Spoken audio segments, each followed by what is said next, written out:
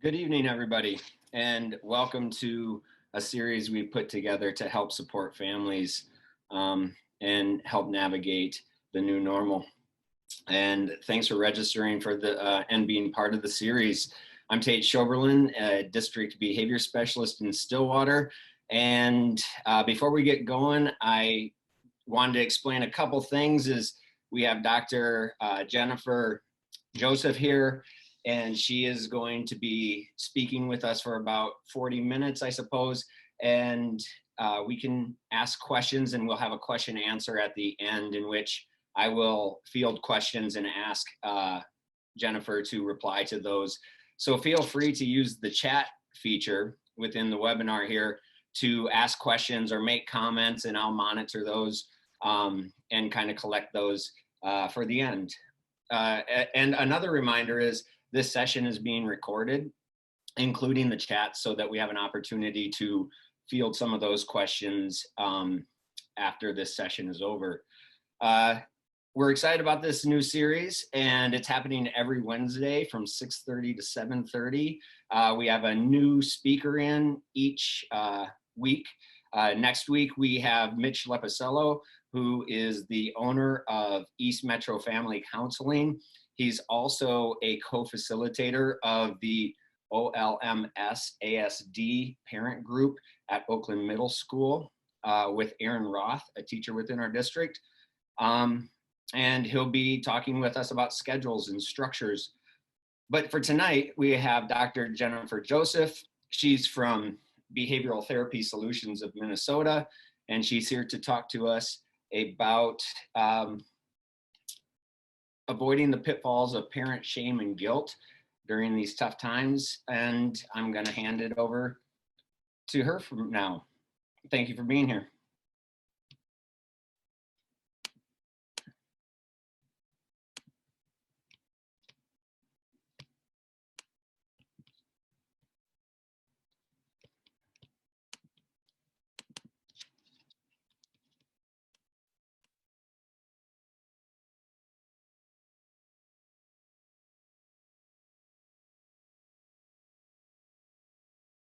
This now I'm unmuted. I thought that now we're good. All right, it's strange to be doing this via Zoom, and especially to be talking to everybody about something that is so unique to this time right now, and using this kind of new platform that has become so prevalent for all of us, right? Like everything is via Zoom now.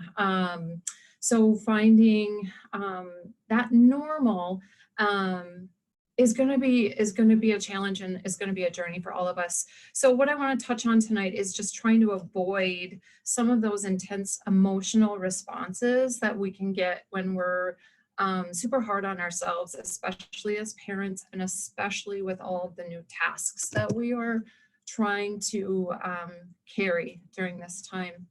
So here is a brief outline of what I'm hoping to go over tonight. So first, we're going to just talk about what are shame and guilt. What are those emotions? How can we identify them? And kind of what value do they have, and where do they come from?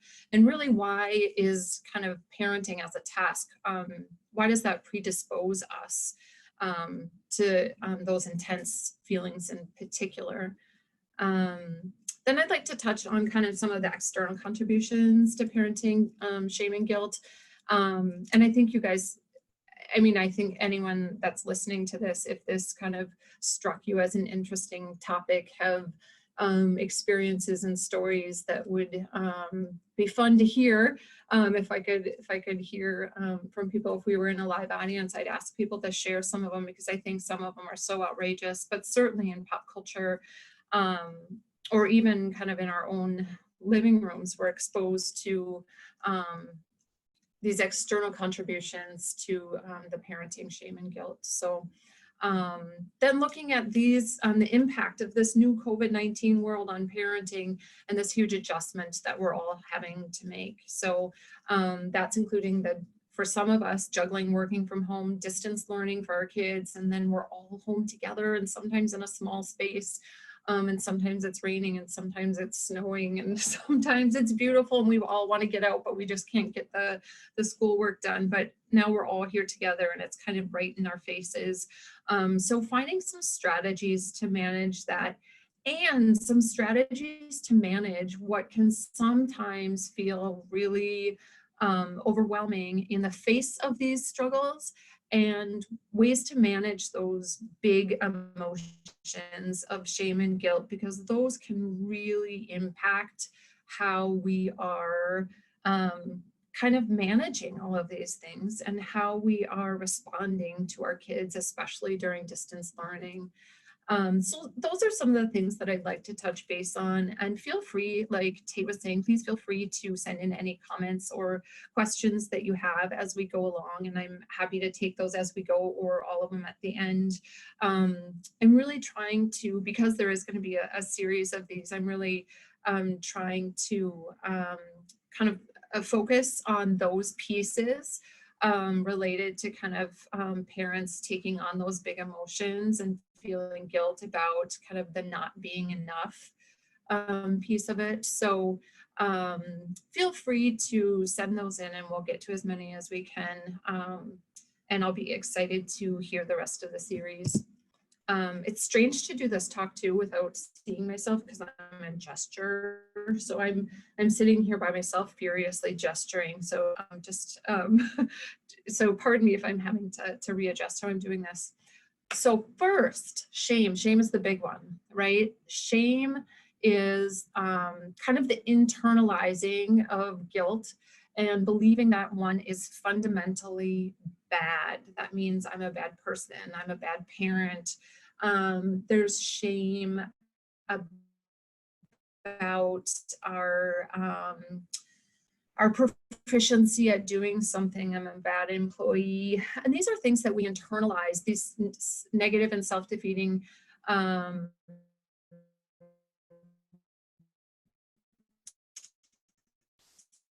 thoughts we internalize over time, and it can actually change, impact our confidence. It increases our anxiety. It increases our feelings of worthlessness. If you can imagine the last time, or if you've ever felt a sense of shame or doubt about yourself, how that impacted your mood, and then how you were able to carry on with the important tasks. So if you felt shamed as a staff member, how did you feel about your performance in the job? Probably pretty poor, right? So for parenting, especially for parenting, because we take that as one of our kind of most important tasks on this planet, is when we feel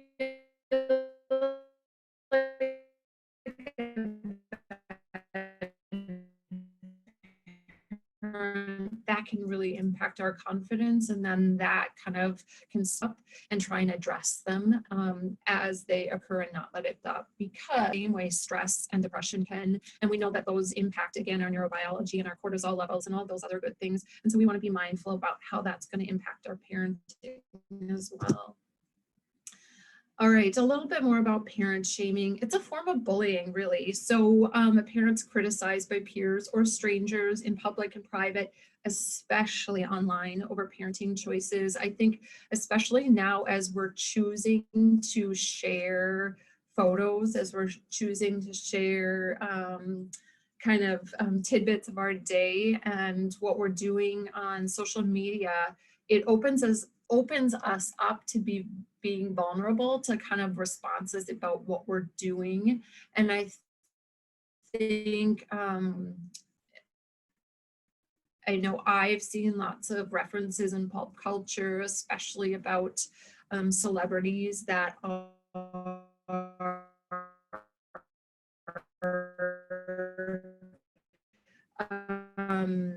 making a choice with their children, and a lot of people, breastfeeding is one piece that tend to get a lot of feedback, what we should do. And so I think because of the importance of the position of parent, the job of parent, and our intention to do the best that we can and to raise the children the best that we can, we're a little bit more predisposed to feelings of shame as parents because of just the relative importance. Also, the thing with parenting is there's no right or wrong, right? And like every single kid is different. So what might be right for one person isn't right for the next person.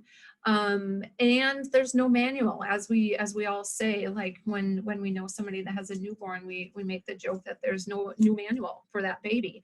And so negative thoughts or self-defeating thoughts, questioning yourself, am I doing this right? Am I going about this the right way? Are certainly going to creep in there, and that makes us a little bit more predisposed as parents. And then we'll talk a little bit about guilt in a second, but parent shaming is everywhere.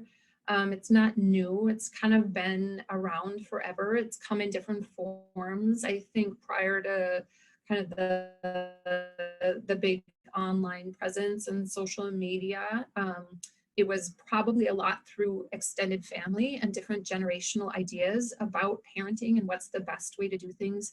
I think that still probably occurs, especially in families where there's extended family or where the cultural norm is that grandparents do a lot of the caretaking. And I think sometimes grandparents and parents might have different ideas about parenting. And so there's a sense of shame if we don't do it the same as our extended family is recommending. We talked about social media and certainly the comparisons to other people. So you go out with friends and friends say, oh, we did this and it was great and this is how one should do it, and that's not how you do it, and you end up comparing yourself to somebody else. Again, that's that predisposition of parenting. We want to do it right. We want it to be kind of perfect for our kids, or at least the best that we can do, and so we're always searching for new ways to do that.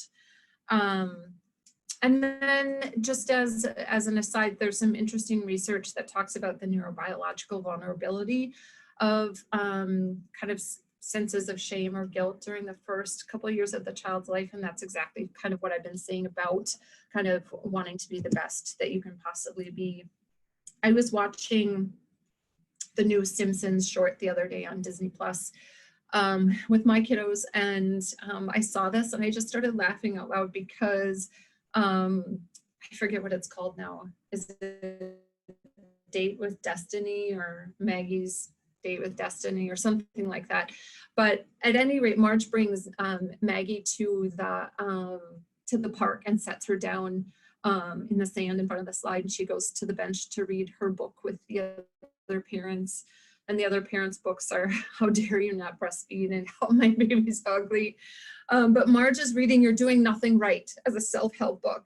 And this, my friends, is why we're predisposed to shame as parents. So I thought that was a good nod to parent shaming from the Simpsons. So shame is about the person. It can become our core belief. It makes us hard to move past mistakes, because if we start to believe that is who we are, it's harder to say, oops, I made a mistake, I'm going to move on from this. Whereas guilt is really about an action or something that you have done. So I did something and I'm feeling sorry about it, or I wish I hadn't done that, or in retrospect, I would have done something different after seeing the consequences of that, and I'm feeling guilty about it. So that's really more of a feeling about, tends to be kind of, as I was saying, like kind of how you internalize it or how you come to believe about yourself, which makes shame a lot tougher to manage, as you can imagine. Guilt, as I was saying, is more action oriented. I think guilt has, you know, I don't want to speak for the district, but kind of in this area, there's been a lot of discussion about the right activities to get your kids involved in, the type of academic achievement. And like just culturally, we're bombarded with these ideas that we have to have organic everything, and your kids have to have the right friends, and you have to have hyperallergenic everything. And so there's a lot of shoulds in our world, right? Like this is what we should do for our children. This is what your children should be doing. Your child's curfew should be 10 o'clock. You should be eating all organic, whatever it is. But this is where parent guilt sneaks in, right? Because if we start to believe those things, we can change our actions to reduce the guilt. But then the shame kind of creeps in as we begin to internalize those things. So we think about these things as being part of our parent guilt, and then all of a sudden, dun, dun, dun, dun, we add COVID-19 and everything that has come with that.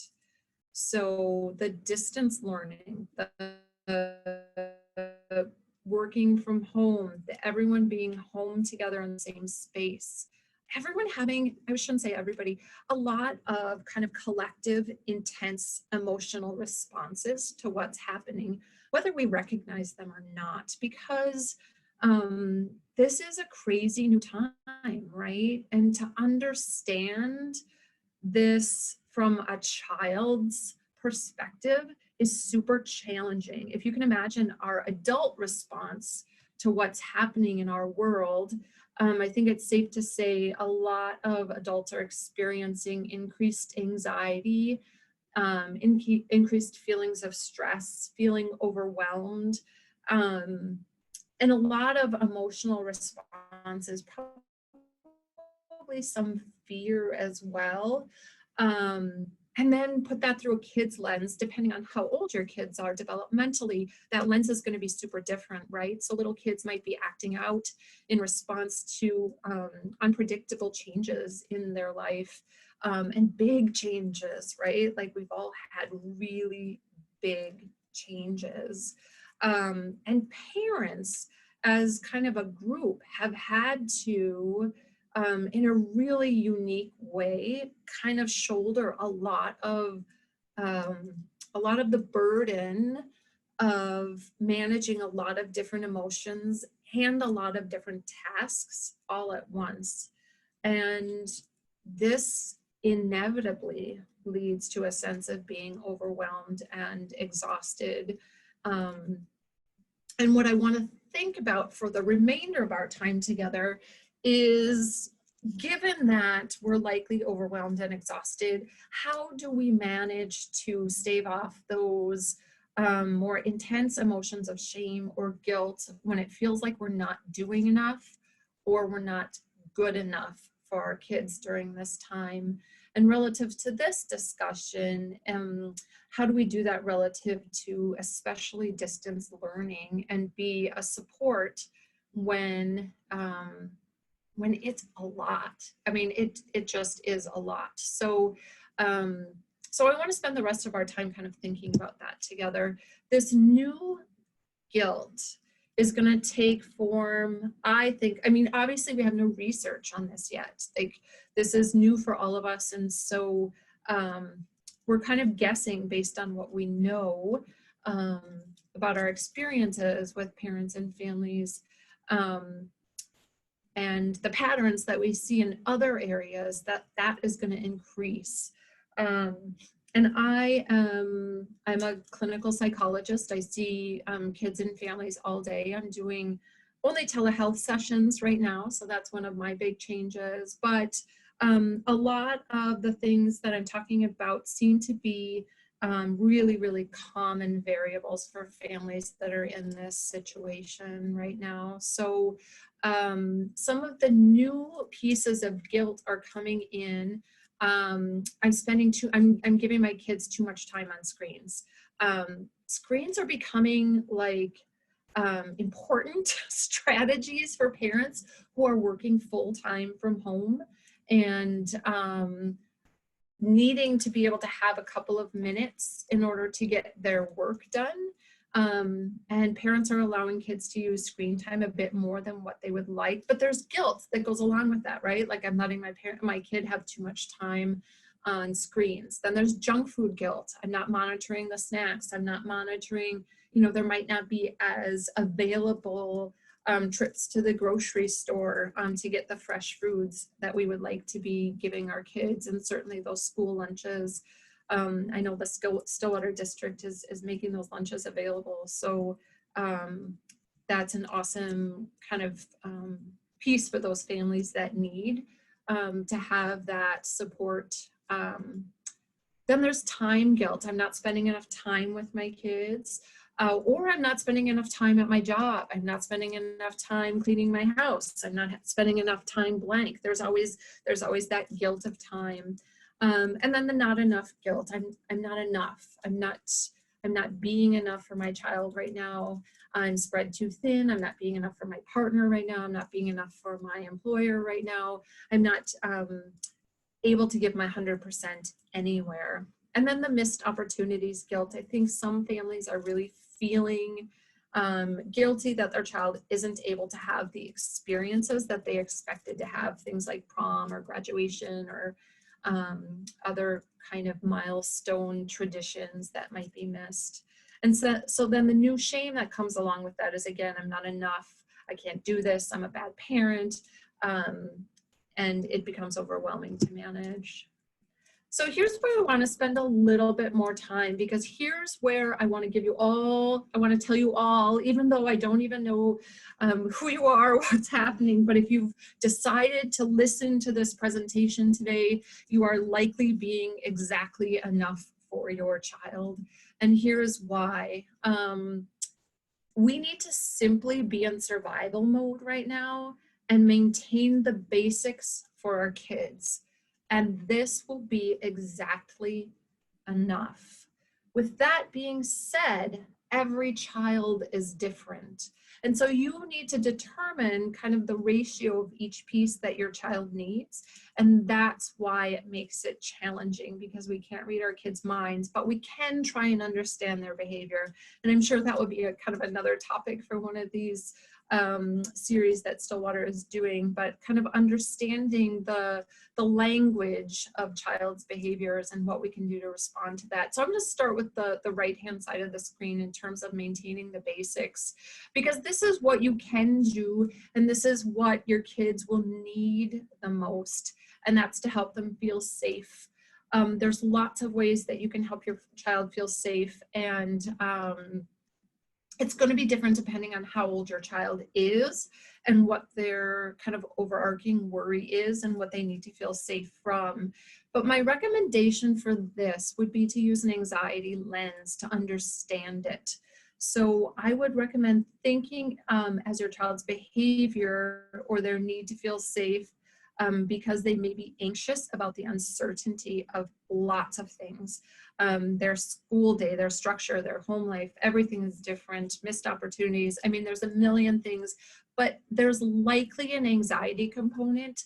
So if you can take the perspective that they're feeling anxious in some way, it will help you better be able to respond to them and help them to feel safe. And if you're not sure, I recommend asking them, like, are you feeling worried right now? Are you feeling anxious about anything?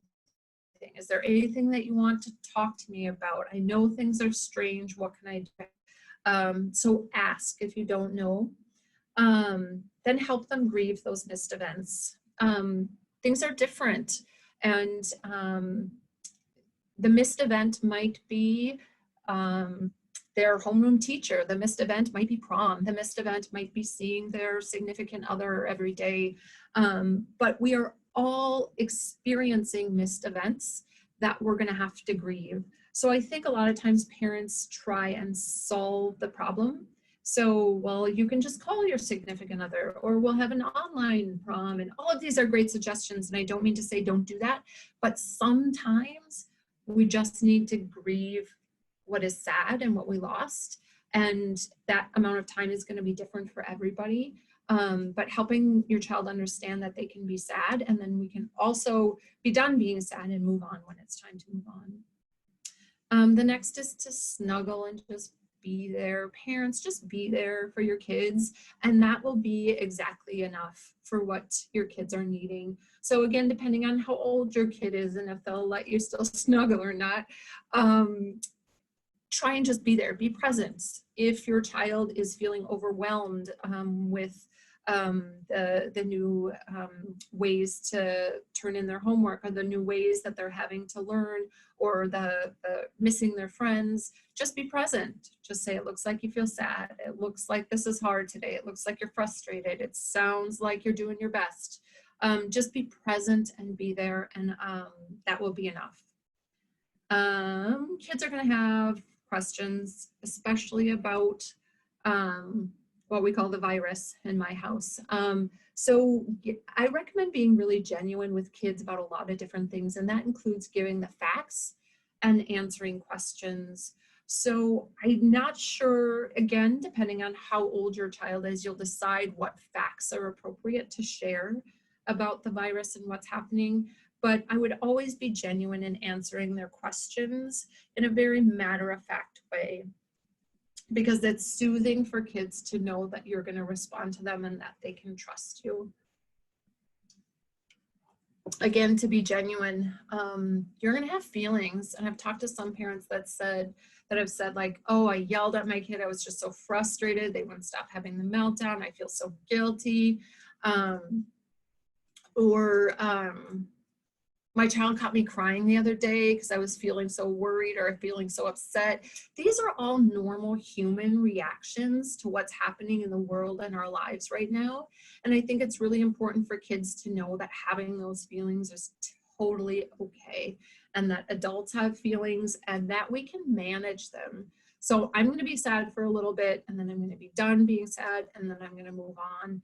And really model for them how to be kind of the appropriate amount of sad, right? So, and recognize that we all make mistakes too. If you yelled and you wish you hadn't, then you get to say, yeah, I yelled at you and I wish I hadn't, and I'm really sorry, and I'm going to work on it, and I'm going to do it better next time. So those are the basics that I think, for me, it feels like if we can try and manage to provide these basics for our kids, it really is enough. And it really, and I just want to remind you that you all are probably doing a lot of these already, which suggests that you are being enough for your kids, and that parent guilt and shame that sneak in don't need to sneak in as often or as intensely. And we're in survival mode, so do what works. If it's not working, change it. One day you might feel like the perfect parent. Like, we went on 2 walks, we got all of our schoolwork done in the morning, the kids asked me questions, let me check their work. I made chicken breast for lunch. But the next day you might have ice cream for breakfast and stay in your pajamas all day. And both of those things are just fine, because right now we all have to do what works. Screens are inevitable. I'm really telling families, instead of limiting screen time right now, which is nearly impossible, schedule other things around screen time. So for example, if you think it's really important that in addition to your schoolwork that your child get exercise and do 2 chores each day, then schedule those things. Schedule exercise time and chore time. And then as soon as schoolwork is done, then they get to choose what they do with the other time. If you try and limit screen times, if you take the opposite and try and limit screen times and say you have 20 minutes of screen time in the morning, 20 minutes in the afternoon, it's going to be a power struggle, and it's going to extend kind of negotiations about the day, and you may not have time to manage that. If you're a parent that's not also working at home and you have time to manage that differently, I would probably recommend limiting it if you can. But if you're somebody that's not able to provide alternatives and need the kids to kind of be independent, child or children need to be independent, then I would schedule other things around it. And sometimes meals aren't going to be great. They're going to live. It's fine. When we have the luxury of grocery store trips and more time, then we will get back to organics and greens and all of that good stuff. For now, do what you can do. This is new for all of us. And so take it each day by day and know that what you're doing is enough. So prevention strategies. How do we avoid these pitfalls of shame and guilt? Let's set the stage for success. For kids that have been stuck at home for how long now? Like 6 weeks, has it been? And with no real clear end in sight here, boredom is the enemy. So if you want to set the stage for success, know what your kids are able to do and write it down so that they have access to it. So I recommend making a list of choices. So a list of choices that they can do independently, a list of choices they can do with a sibling if they have a sibling, and a list of things that they can do online or on screens. So the screen time, the online piece might be, you can do IXL Math, or you can do PBS Kids, or you can do other learning apps or things like that. So make a list of things that they can do online, so it doesn't feel like you're saying no screen time. You're saying, okay, you can do screen time, but you have to choose something on your screen time list. Same thing for independent. When kids get squirrely, it looks sometimes like behavior, and they're running around and trying to irritate their siblings or their parents, or kind of making a mess or not making good choices. So give them good choices. Make a list of things that they're able to do independently based on their age. So like a middle schooler might be, crocheting or knitting or painting a picture, or doing leaf rubbings outside, or go on a scavenger hunt, or go on a bike ride. For younger kids, it might be play Play-Doh for 15 minutes, draw me a picture of your favorite dinosaur, but make a list of things that they can choose from, because boredom can be rough to manage. And then mix it up too. We want to make sure that there's a variety of options. Carve out one-on-one time. This is quality time with a parent twice a day. Quality, not quantity. So it doesn't mean you have to spend 2 hours with your kid playing, but I recommend like 15 to 20 minutes of time with each child to just make eye contact, play whatever your child wants to play. Make it super quality time without a screen, that you guys can do something together, and have your child have your undivided attention. Set realistic expectations. Know your kid. Don't expect your child to do something they've never been able to do before. So if they've never been good at technology, which actually is a terrible example, I don't know any child that's terrible at technology. So if they've always been terrible at math, don't say like, all right, you finish your math, I'm going to check with you in a couple of hours, because that's not realistic, right? They're going to come and ask you questions. So you say, do your reading, and I'm going to help you with your math when I'm more available in the afternoon. Make new traditions, teach new skills, teach cooking, schedule new things. I would say make schedules so that you guys are doing something together. So even because soccer teams are canceled, what you can think about is say, okay, we have soccer class at 6 o'clock on Tuesdays and Thursdays, and soccer class means you go up to the park with them with the soccer ball, but it's on the calendar, everybody expects it, you can look forward to it, it's a new tradition. Friday night, make your own pizzas is a new tradition, something to look forward to throughout the week. And then develop some self-compassion and self-care. We're going to talk about that in a second here. So avoiding the pitfalls of shame and guilt. What we do when those feelings start to creep in. Self-compassion. Talk to yourself like you would talk to a friend. If you find yourself getting self-defeating and you're saying to yourself, oh, I can't do this another day, I'm terrible at helping my child with this, talk to yourself, respond to yourself like you would respond to a friend. So you would say something like, you are trying your best, you are doing everything that you can do, your kids appreciate you, and give yourself feedback as if you were talking to a friend, and then accept where you're at. So recognizing where you're at, like today is a tough day, I'm exhausted, I'm not going to try and do too much today, I'm just going to do my very best, and accept that. Tomorrow's going to be different, and then figure out where you're at tomorrow and accept that as well. We talked about being genuine and apologizing and modeling skills for kids. I think this is really important. If you all of a sudden find yourself yelling when you wish you hadn't, you get to say like, oh, I just yelled and I wished I hadn't. I'm so sorry. What I could have said instead was, please sit down, instead of running around the room. And I think that's really important. I think kids respond to that, and you're modeling how to manage those mistakes, right? Taking time for yourself. This is a tough one. Finding space and time right now might be tough. But again, just like with your child, this is quality time, not quantity. So take a nice 20-minute shower, do a 20-minute yoga class, do a 20-minute Zoom with your friend, but do what works, what is calming and feels good to you, but do it in short spurts if you don't have time. And then seek support. This is, I think, super, super important. If you find that you're starting to feel shame or guilt, seek support, figure out who you can talk to, who feels trustworthy, who feels like a system of support to you, like friends or relatives, teachers, counselors.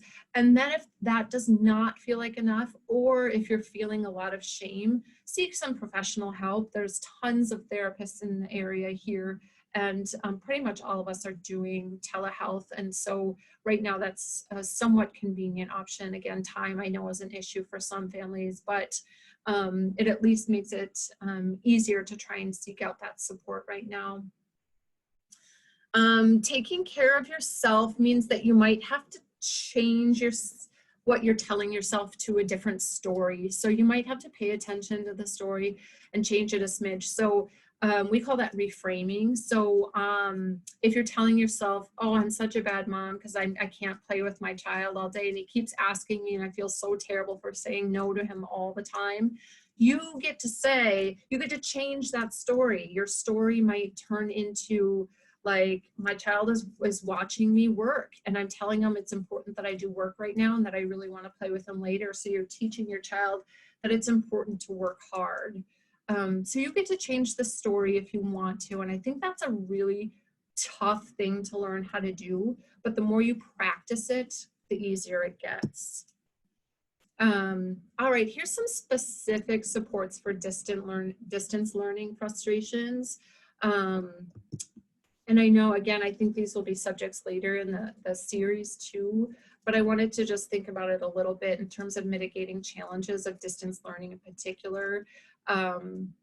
My recommendation is that you set a schedule and you try and do it the same way each day, at least the format. So you have your child get up at the same time each day. You start the day with the same task. So it might be like we get dressed, we have breakfast, and then we watch the seesaw video together. And that's how you start your day every day. The thing with the schedule, I think kids really respond well to schedules depending on who the child is, but you have to be flexible with it in order for it to work. You have to be willing to change it because each day is going to be different.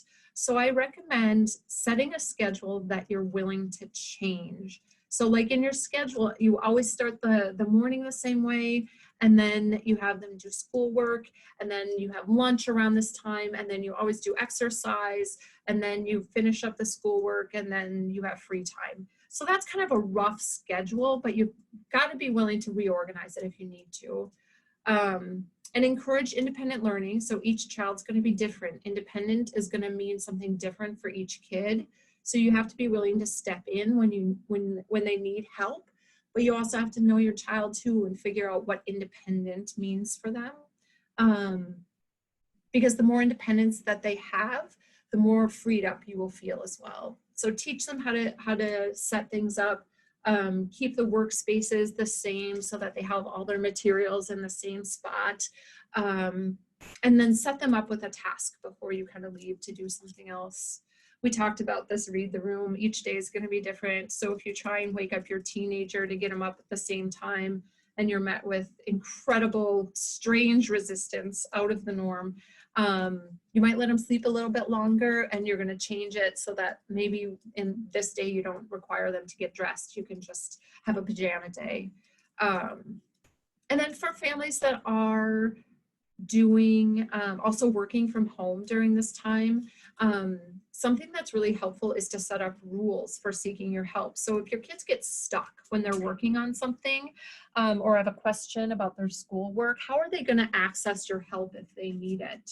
So some families I've worked with have set up stop signs, and they take the stop sign down when the child can access help, or they say, I'm going to check in with you at this time. So write down your questions until I'm able to help you. But have both you and your child know what those rules are, so that you're not getting frustrated with each other. So your child's not getting frustrated when they don't get your help, and you're not getting frustrated by getting interrupted. And then finally, what do you want them to learn? I think this is super important. So is it important that they learn math or reading or science or whatever they're working on? Yes, of course it is, for sure. But right now, in this space and time during COVID-19, what do you want them to learn? Do you want them to learn persistence? Do you want them to learn boundaries? Do you want them to learn planning or organizing? It's going to be different for every kid, and this is an opportunity where you get to kind of recognize what that is and support different types of learning outside of those academic subject areas too.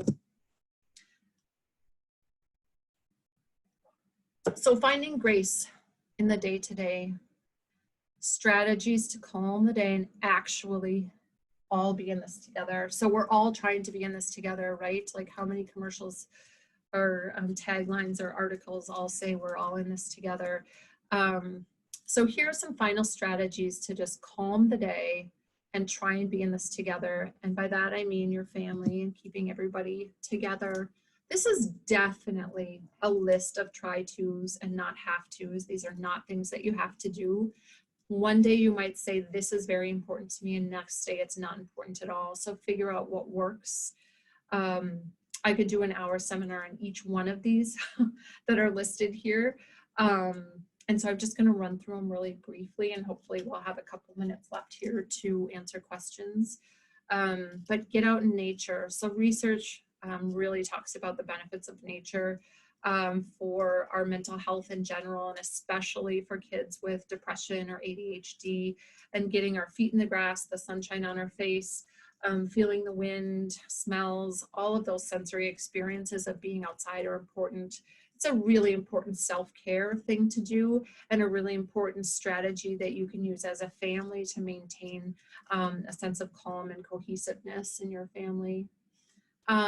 Set daily goals and intentions. This is one that I like to do.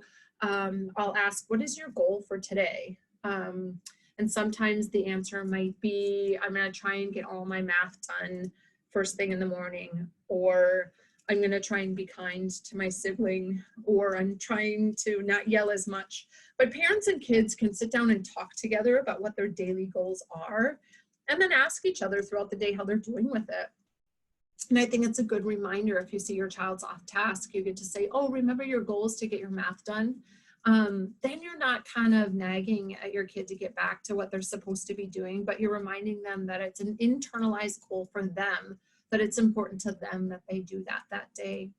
Setting goals and intentions during this moment in time is also very important, because things are not as externally organized as they used to be. And so the days are running together a little bit. And so what we need to do is kind of find a purpose in each day. And that's one way to support that. As a parent, you get to say yes whenever you can, because again, these times are strange and we're going to have to say no a lot. So this is a trick, a semantics trick that I like to use. And if a child says, can I have ice cream? I say, yes, you can after dinner. My answer is no, right? Like, no, you can't have that. But what I want to say is, yes, you can, but it's at a different time. And so kids respond a lot better when we're positive about things as opposed to when we're negative. And that also can lead to a sense of calm in the house. We talked about understanding perspectives, and I think slowing down is important, because there's the potential to see a lot of frustrations with behavior right now. And if we slow down and try and understand those behaviors, we'll be able to respond in a different way. Really being in this all together, we really are, and finding a way to find some sense of cohesiveness about that, and being kinder and gentler to yourself and others, I think is really key. And I know we're running short on time, so I'm going to try and end there. I wonder if I do have access. I love this commercial. I'm sure you've all seen it, but it really shouldn't be possible to do all the things that we're doing.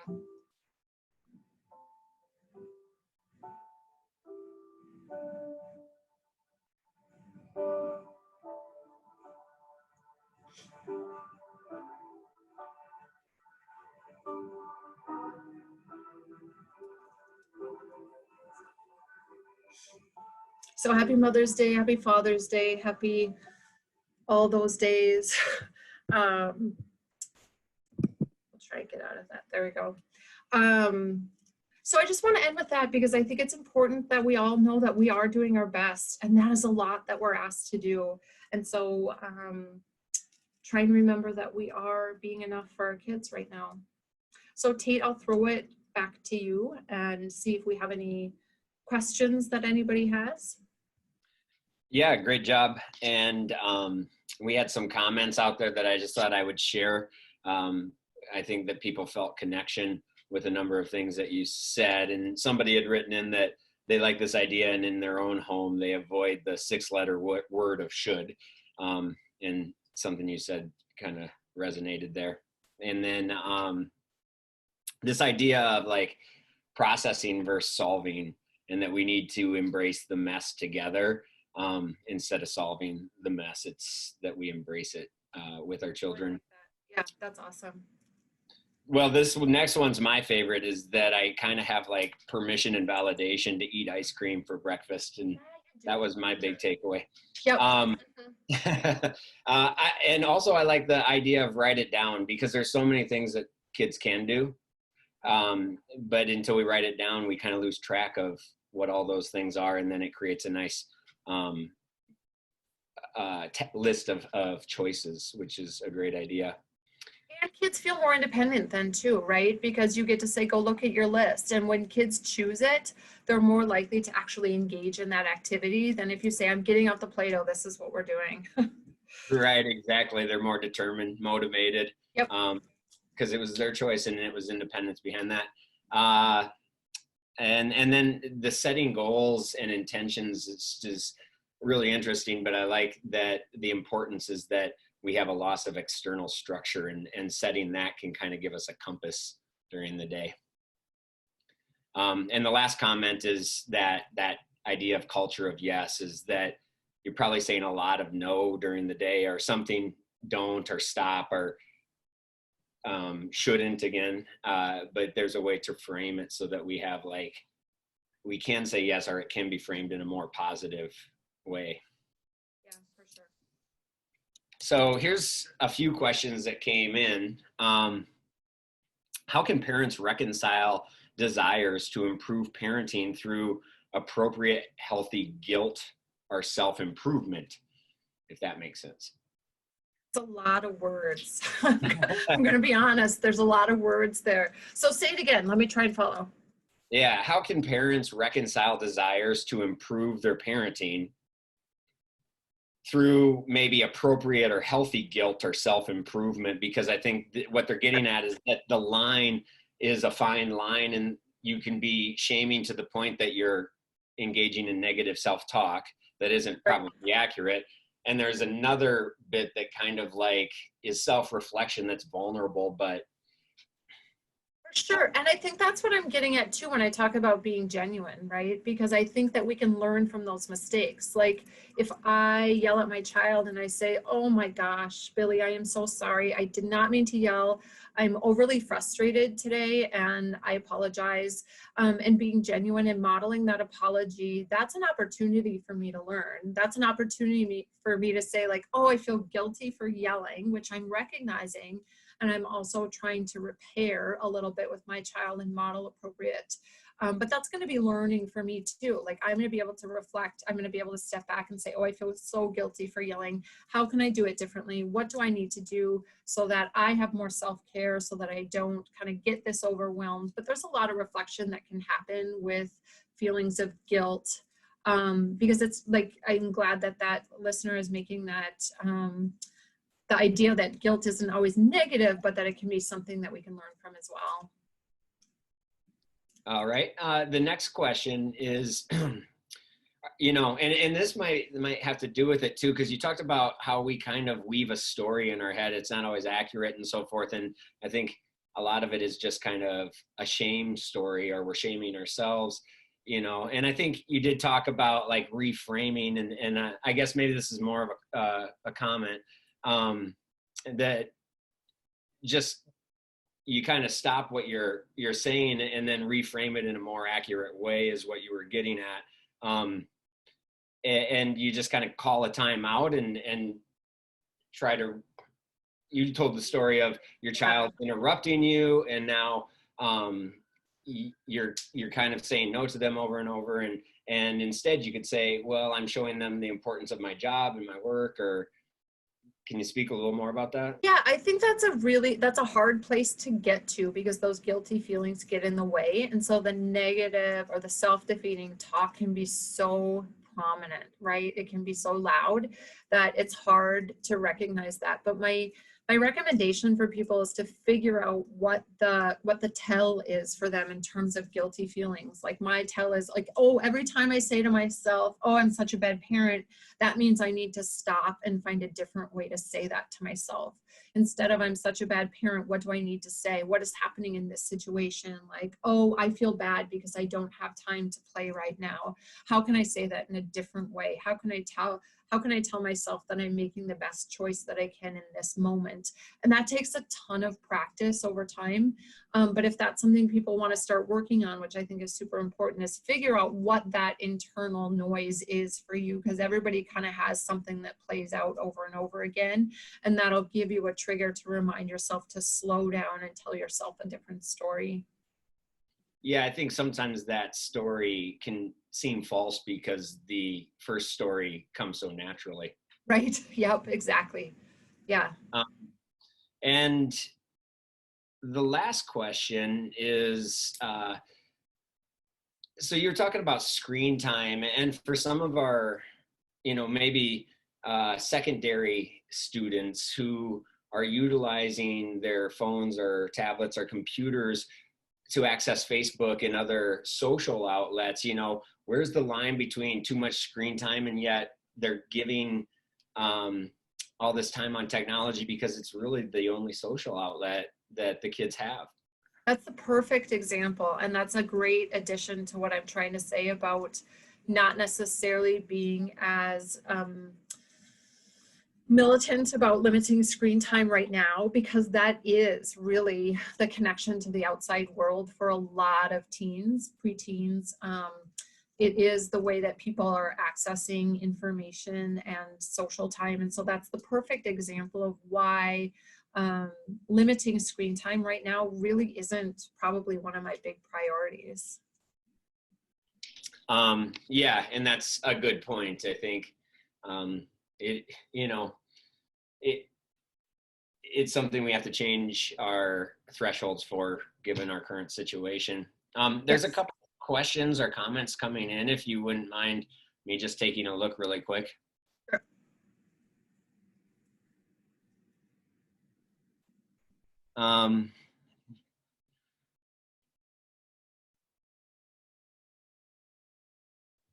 So here it says, I think there's a value in finding positive things through the negative. Some kids show their anxiety and anger, and I do my best to acknowledge any breakthroughs. Sometimes they have to go negative to figure it out. Does anyone have preemptive conversation starters that appeal to middle schoolers to avoid the realization through blow up?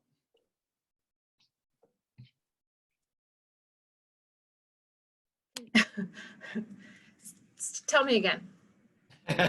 Were we breaking up there? Yeah. Okay, sorry about that. It says, I think there's a value in finding positive things through the negative. Some kids show their anger or anxiety and anger. I do my best to acknowledge any breakthroughs. Sometimes they have to go negative to figure it out. Does anyone have any preemptive conversation starters that appeal to middle schoolers to avoid the realization through blow up? I don't know. Yeah, so that's going to be super individualized, right? So for that situation, what you want to try and do is understand what those triggers are, or what the preemptive signs are prior to kind of the meltdown or the blow up. So like my child always isolates before a meltdown, or my child always starts name calling, or my child always throws something. And that's when you want to intervene and start the conversation prior to the meltdown. And ideally, if the meltdown does happen, kind of having a debrief afterwards and say, here's what I saw. I saw that you got super frustrated about this, and then this is what your behavior was. What was that about? So it might not even be a conversation starter, but it might be a different way for that child or adolescent to try and understand the behavior, so that he has better access to kind of communication skills during that time. Thank you. That's all of our comments and questions for tonight's session. I just want to thank everybody who's still on for attending and registering for this, and we hope to see you in future sessions. And I'd like to thank Jennifer Joseph for your expertise and your time tonight, kind of supporting us as we all try to navigate this new normal. Great, thank you for inviting me. Thanks everybody for tuning in. Excellent. Take care. We're getting a lot of thank yous now, so thank you guys as well for showing appreciation. I hope the rest of your night goes well.